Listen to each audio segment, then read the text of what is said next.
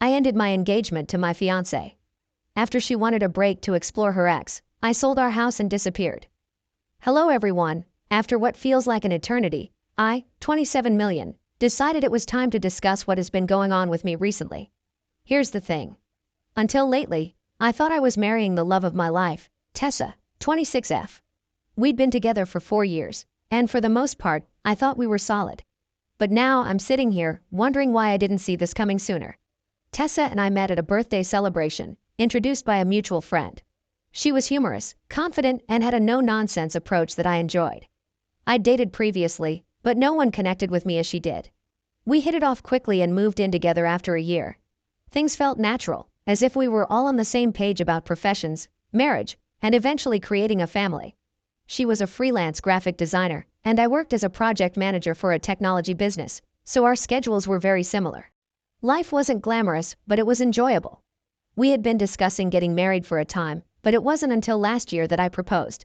Nothing fancy, just a simple supper at home for the two of us. Tessa seems thrilled.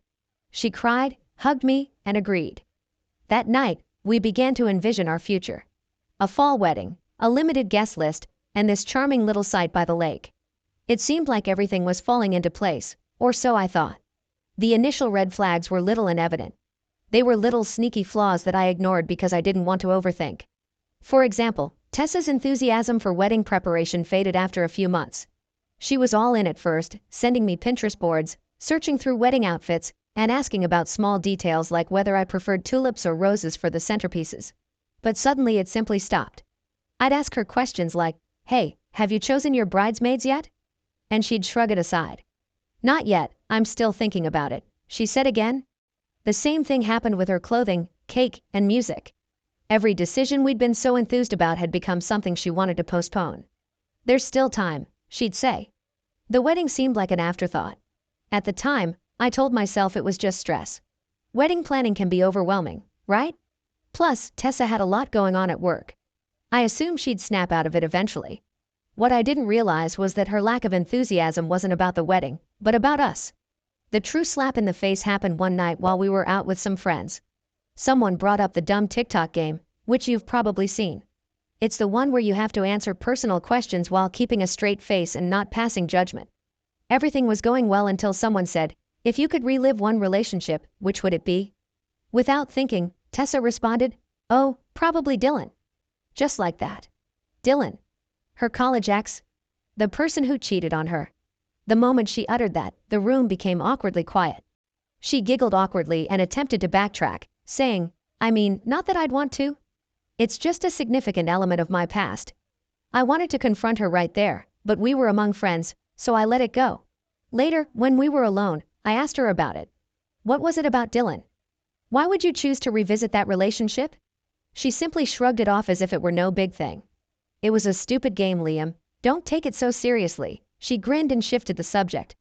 I didn't press it because, honestly, I didn't want to start a battle over something that could have been minor. But, deep down, it stayed with me. Following that, her behavior became more difficult to ignore. She was using her phone more frequently, going through her texts with a cheeky little smile. She began creating vague explanations for why she couldn't hang out or why she would cancel plans at the last minute. "Oh, sorry, I just have a lot of work to catch up on tonight," she'd typically remark. Or it may be, "I promised my mom I'd visit this weekend." The justifications were not particularly suspicious, but they were stacking up. It seemed like I had become less of a priority. Then came Friday night, which changed everything. I arrived home from work early, excited to spend the evening with Tessa. I was hoping we might order in and binge watch something, a quiet night. When I came in, however, the atmosphere seemed odd. She was seated on the couch, holding her laptop, but she wasn't working. She was staring at the screen, absolutely unfocused. "Hey, I'm home," I murmured, hoping to relieve the tension. "You're early," she said, as if it were a negative thing. I shrugged it off and went into the kitchen to begin preparing dinner, but the silence in the house was oppressive. Usually, she'd ask how my day was or tell me about her own. What about tonight? Nothing. Finally, I looked around and asked, "Is everything okay?" She shut her laptop and glanced at me. "Actually, there's something I need to talk to you about." And my stomach sank. You know how you feel when you know something horrible is going to happen but you can't stop it? That was me, standing there like an idiot with a spatula in one hand. I approached and sat across from her. "All right," I said. "What is going on?" She paused, as if she were trying to find the proper words. She just came out with it. "I've been thinking about us." "And about Dylan?" I swear that I almost laughed. "Dylan? Are you serious? What about him?" She bit her lip and avoided my gaze. "I suppose I need some time to consider things through. I'd like to take a break and see whether there's still something there with him." I couldn't believe what I heard. "Do you want to take a break and date your ex? Are you out of your mind, Tessa? We've got engaged." "It's not like that," she responded hurriedly, as if she could smooth things up.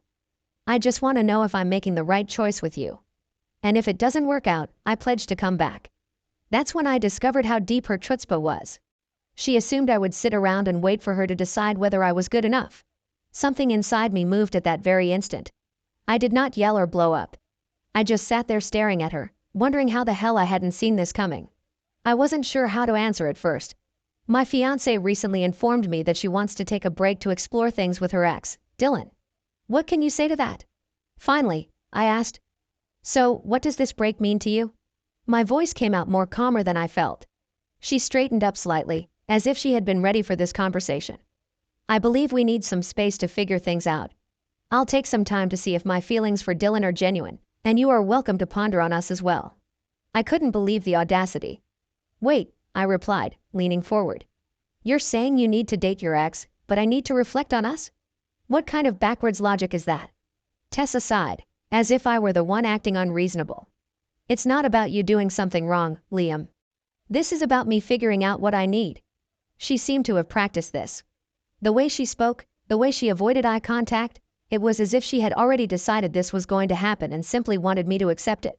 "You know this sounds insane, right?" I muttered. "You don't just put your fiancé on hold while you go play what if with some guy who treats you like garbage." Her face tightened, and for the first time, I realized how stubborn she could be. "I'm not asking for permission, Liam. I'm telling you what I need." That one landed differently. I wasn't just sad anymore, I was angry. I stood up and began pacing, hoping to calm myself down. "So what, Tessa? You're just going to pack a bag and head over to Dylan's place? Is that your big plan?" "No," she insisted. "It's not like that. I don't know what it looks like yet, but I need clarity before we move forward. I owe it to myself to know I'm making the right decision." "You owe it to yourself?" I asked, laughing cruelly.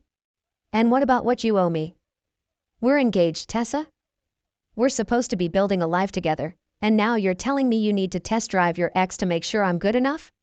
"I never said you weren't good enough," she replied, her voice rising. "But if we're going to spend the rest of our lives together, I have to be certain. And right now I'm not." That was it. She wasn't simply interested in exploring things with Dylan, she was also unsure about me.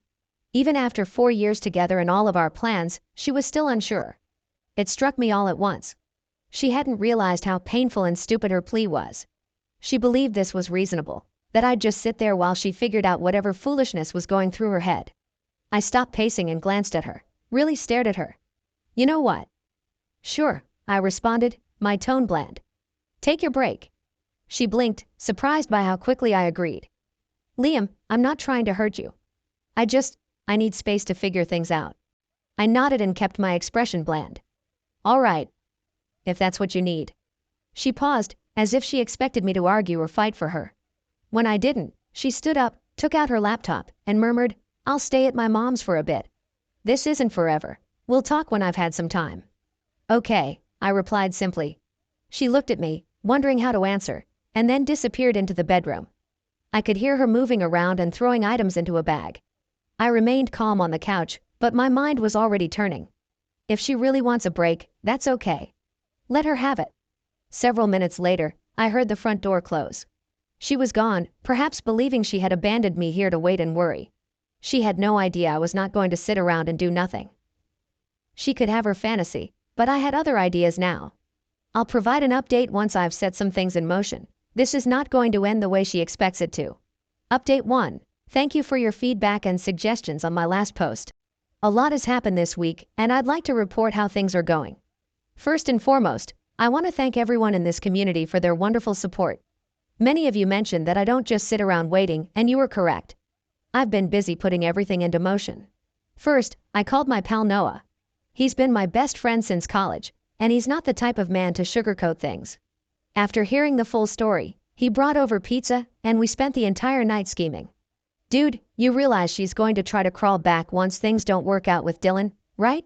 Noah reminded him. He was correct, of course. The more we talked, the more obvious it became that I needed to be proactive. This was not about vengeance, it was about regaining control of my life. I began with the house. Tessa doesn't seem to recall that it's entirely in my name. She loves to act as if it's